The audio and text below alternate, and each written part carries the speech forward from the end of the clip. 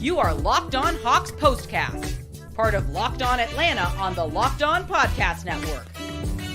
Your team every day.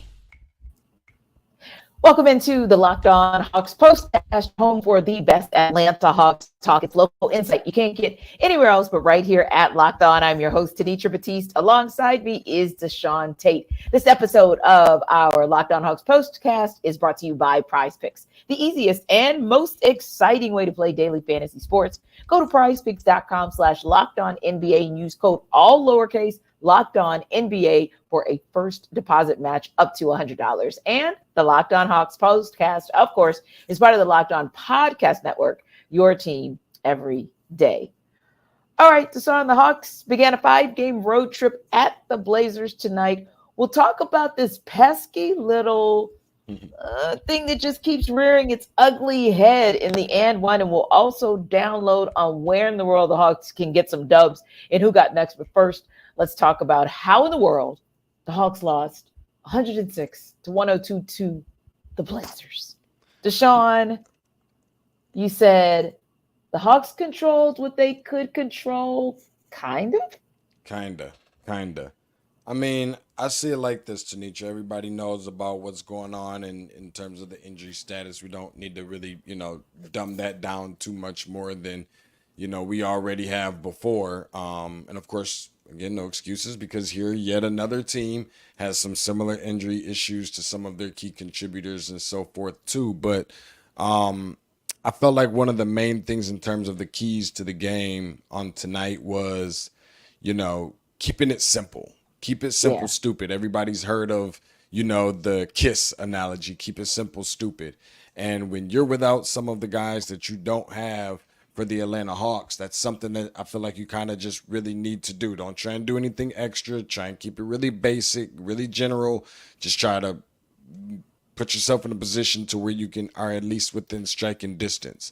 Despite a bad third quarter, I still think that the Hawks definitely were. And it really came down to, to the end in a game where when you look at some of the more key contributors for, Portland, who had dominant nights, DeAndre Ayton and Anfernee Simons, who contributed for 69 points, kind of makes you, beg the question, where's the defense for the Atlanta Hawks and whatnot. But I'm somewhat okay with tonight. It kind of is what it is. I just think that I need a little bit more out of some other players, one specifically, and I'm sure that we'll get into that a little bit later. But I'm kind of boiling over a little bit with one particular player in general. Oh, okay. Do tell, or are we going to hold that thought? I would love to tell. Okay. So I'm not sure how familiar you are with sign language. Okay. Do you know what this means, Tanisha? I can't remember. I used to know. Oh my God! Just tell us. Just break it down. And I've been going through this, trying to teach my daughter a little bit during dinner time. That means more. Okay, and that's what I need out of the guy who you moved up for to in the draft. To go get him at number 4, I like to remind the people, and that's DeAndre Hunter. Has he been playing well as of late, recently, and so forth since coming off the bench? Yes. Is that the expectation for DeAndre Hunter? Absolutely. Yeah. All things being said, this isn't about minute restrictions. This isn't about injury. This ain't about coming off the bench. You come off the bench for that offensive firepower. You come off the bench to bring some of that, I guess, a boost of energy and a boost of scoring for this team. You didn't get that on tonight. 11 points, 4 for 12 from the field. That's 33% last time I checked, public or private school, I don't know. And 1 for 6 from the 3. The biggest deciding factor there is the fact that he didn't defend anybody. I didn't see any rebounds. I didn't see him swinging the ball around. If you're not going to make shots, at least swing the ball around, put guys in positions to where they can convert on shots. That's something else that he didn't do. And I have a humongous problem with number 12 on tonight. I do too. When I look at the bench, that's all you had, really, was DeAndre Mm-hmm. Hunter. And thank God Trent Forrest gave you a little bit with 6 points. Bruno Fernando gave you a little bit with 6 points. Garrison Matthews gave you a little bit with 8 points. All of that's fine. But DeAndre Hunter, for all intents and purposes, you are the bench for this team. And yes, 11 points in 33 minutes. That's not really a minutes restriction for all intents and purposes. Mm-hmm. So yeah, when you're on that court for 33 minutes, we have to expect way more from you than you're getting a point per every 3 minutes. Ain't gonna work. Not with what this team is in need of. So I was just curious to see kind of who that guy was, and I couldn't agree with you more, because any little thing from him, whether that would have been 15 points or 16 points, the Hawks win this game, or 3, 4, 5 rebounds. Not one. That ain't it. That's not it. So, I agree with Brian. He said it's a bad loss. And to me, I say the same. This to me is the definition of a bad beat. I have tried to make it make sense. And nope, I'm not going to fall on the sword of the injury bug, because, hey, it hit the Blazers as well. So if all things are equal, then I still expect you to win, because I still expect that, just like them, you're the team that should be able to dig it out of the mud and figure it out, get it done. So there were just some sneaky things. Like you said, one of them was that. Another one was, how do you shoot? Nearly 44% from the field and nearly 36% from 3. How do you do that and still lose the game? Well, DeShawn, you said it. You lose the game because of 2 things. Number one, you lose the game because when the Blazers, in those waning seconds, collapse on Dejounte Murray, and he makes the right decision to kick the ball out, but you can't do anything with the kick out except turn the ball over, that's pretty much gonna be a loss every single time. I think the other piece there is this. Didn't expect a whole heck out of you defensively, but if you would have just upticked a little bit, like you got destroyed on the boards as far as offensive rebounds. This Blazers team, had 37 defensive rebounds. So what they basically said is, I double and triple dog dare you to try to get a ball whenever Dejounte Murray doesn't make it, because the rest of you, we know ain't making it. So what we're going to do is just stand under this basket and keep getting these boards until these boards get us a win. And that's another thing that allowed us to see the result that we saw tonight. Also, how do you hit 6 threes in the third quarter, Hawks, and lose the quarter by 12 whole points? Oh, wait a minute. I know you don't defend. Yeah. That theme is problematic to me. Like, I really, really have a problem with that. And I think that in order for you to win, also, it's okay to put it at DJ's feet. Like, DJ can take over a game as he took over a game. But I think Dr. Slick makes a great point as well. He says you can't have just 3 players in double digits and expect to win. And I have to agree with them on that one, because if 2 of those 3 players, double digits, look like 13 and 11 to go with the 40, that's not going to offset 33, 36, and 12 very well. Sure. The math ain't going to math. No, of course not. And for this to be, a game where I thought that the Hawks really needed to flex its experience muscles a little bit, just because you have so many newer guys and newer roles and just younger players in general being welcomed to the NBA for Portland. This was a game where I think that was an area or a department in which the Hawks, really needed to exercise if they wanted to win this game. Furthermore, from that is, when you're looking at the way that they approach this game, I'm thinking to myself, like, okay, Portland's really not getting anything but just a bunch of 2s. Atlanta's going to be, obviously they're thin in the front court.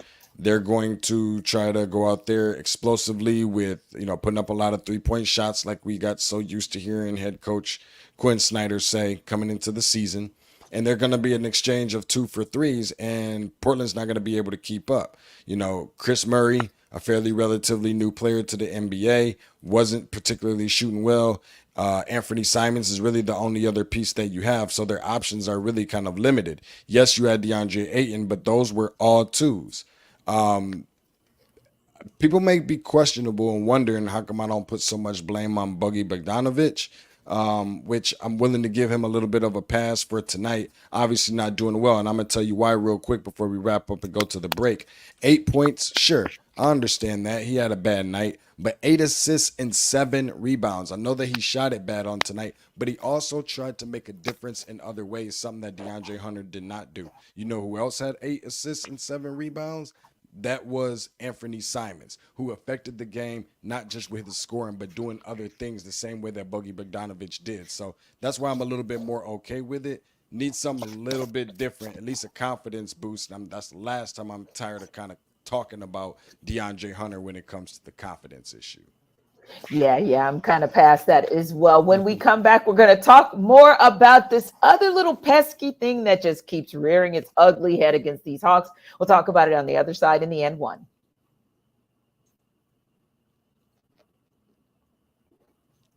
This episode of our Locked On Hawks postcast is brought to you by eBay. Passion, drive, and patience. Unfortunately, didn't see a lot of that tonight from the Hawks, but it is what brings home a winning trophy. It's what gets you a dub, and it's also what keeps your ride or die alive. So hopefully we'll see it from the Hawks later on in this road trip.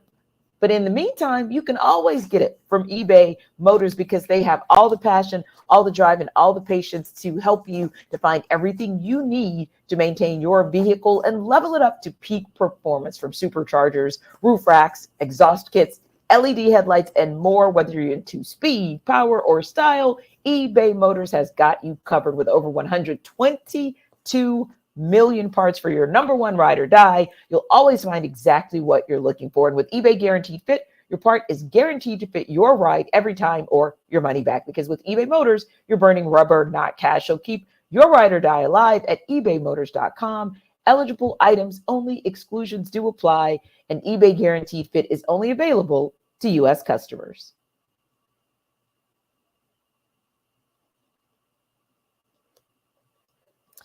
So, DeShawn, before we get into the pesky thing that has bothered us and plagued us talking about it with the Hawks for as far back as we can remember, I wanted to ask you this question. The Blazers scored 30 points in the second quarter, and here's the thing. The Hawks scored 28, but the Hawks scored 28 across the entire 12. The Blazers, on the other hand, didn't score for almost 4 minutes of that quarter. It's like something like 9 or 10 empty possessions for them. And then all of a sudden, this team wakes up and scores 30 points in about 8 minutes. Yeah. All I want to know, and granted, a big part of that was Anfernee Simons going 5 of 9, but all I want to know from you is this. Who was responsible for this? Was it not putting a body on Simons? Because, hey, DJ was scoring. He was the only scorer, so you can't really blame him, but I mean, was that what it was about?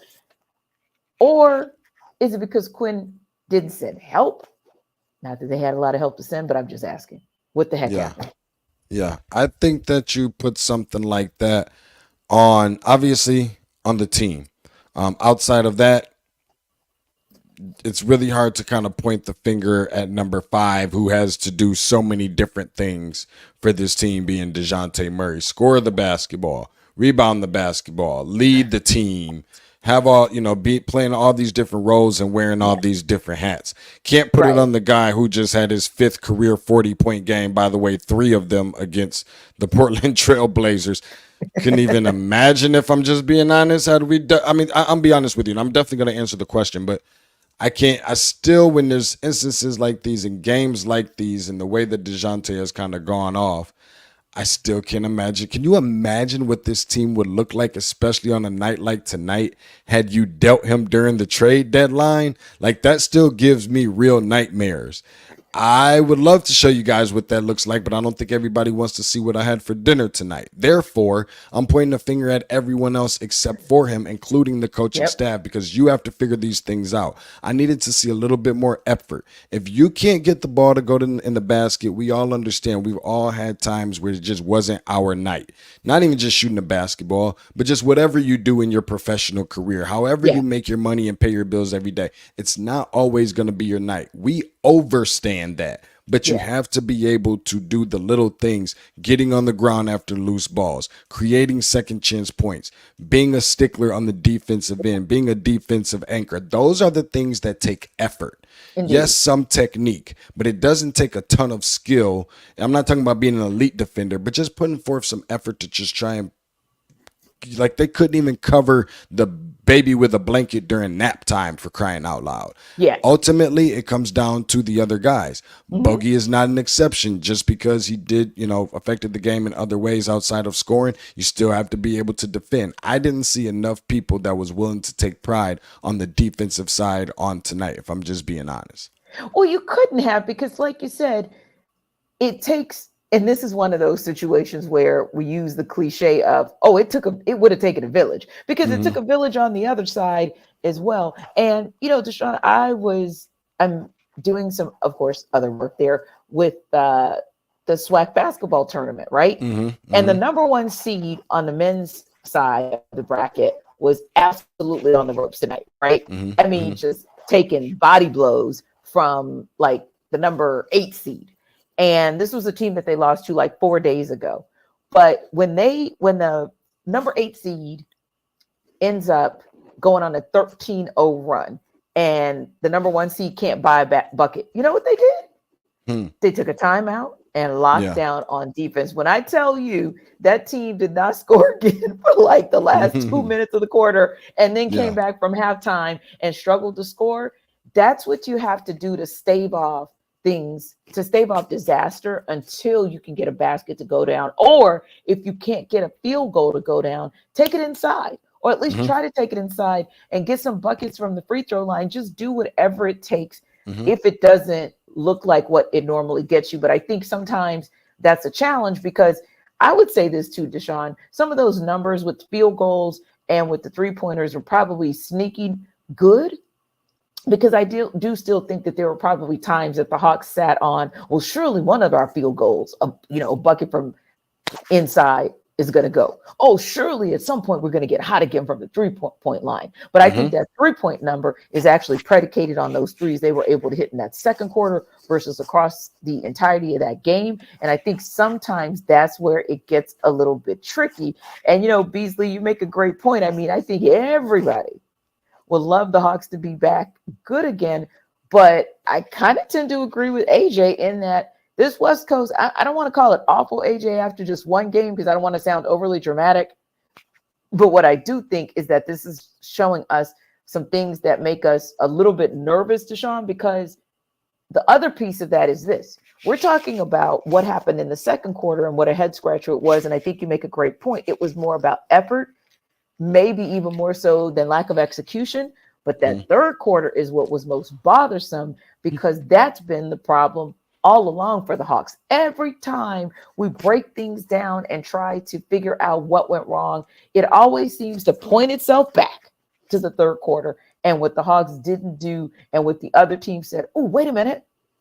They already weren't playing defense, but now they're not playing defense and their shots aren't going in. We're going to go ahead and just run. We're going to run right roughshod. And the third quarter, I don't care if the Hawks won the fourth quarter by 3 points. The third quarter is where you let Portland back into the game. And that's that 35-23 score in that third quarter. That's what happened. 13-6 run by the Blazers to open the second half. That's where that game ended. Well, if I'm just being honest, Tanisha, the third quarter hasn't necessarily been something that has just been an issue this year. That has been something that has been going on for the last few years, if I'm just being real with you.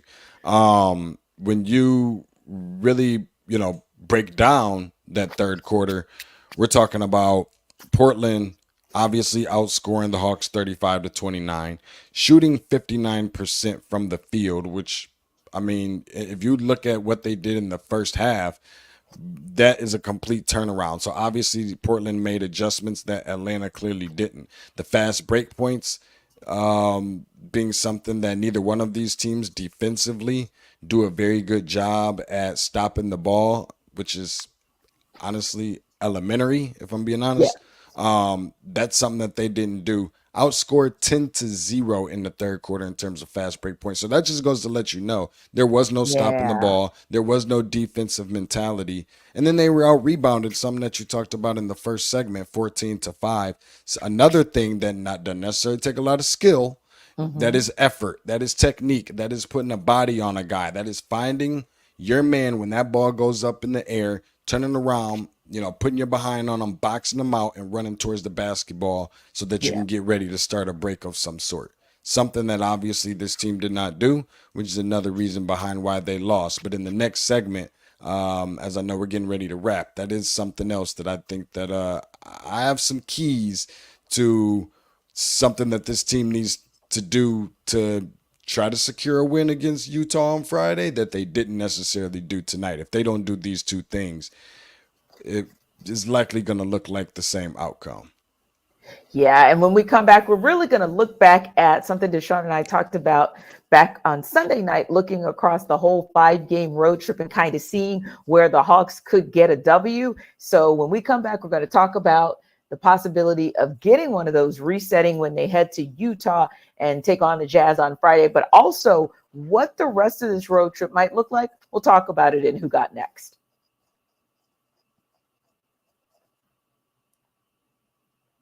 This episode of our Locked On Hawks postcast is brought to you by PrizePicks and Robinhood.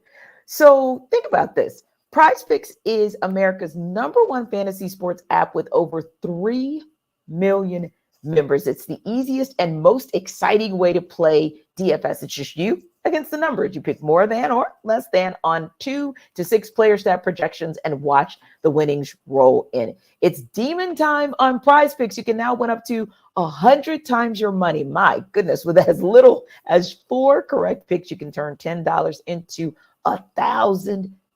Demons and Goblins are the newest, most exciting way to play at PrizePicks. Squares marked with red demons or green goblins get you different payouts. You can now win up to, 100 times your money with at least 4 correct picks. That is absolutely amazing. And of course, players and stat types you're selecting, those are good to look at as well, just in terms of what you might see from different players. Steph Curry never ever disappoints and stays out too long, right? And then you got to look at what Nikola Jokic is able to do as well. So don't forget to kind of take a look at what these players are doing. Luka Doncic has been scoring. He's been on an absolute tear, so you might want to pick him for going for more than 32 points. Kevin Durant's been on one too. So go to prizepicks.com/LockedOnNBA and use code LockedOnNBA for a first deposit match up to $100. Remember, PrizePicks is picking more or picking less, but it's that easy.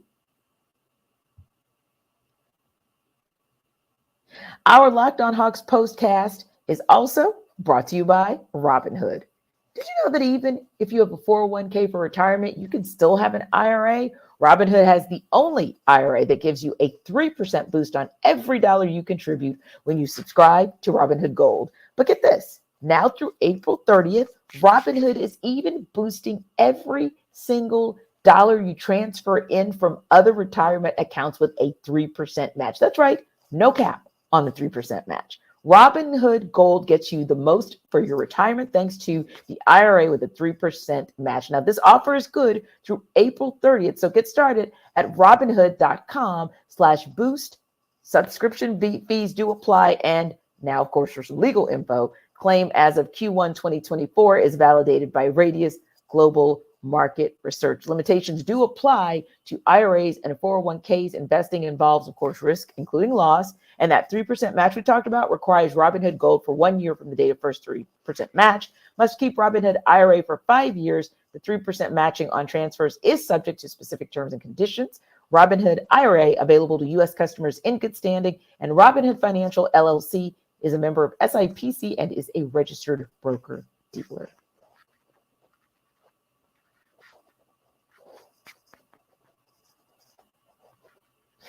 All right, DeShawn, we looked at this Portland Blazers game and said, this is a dub. Now, you said this team might go 1-4 or 2-3, maybe on this road trip. I was a little more optimistic. I thought 3-2, maybe even 4-1.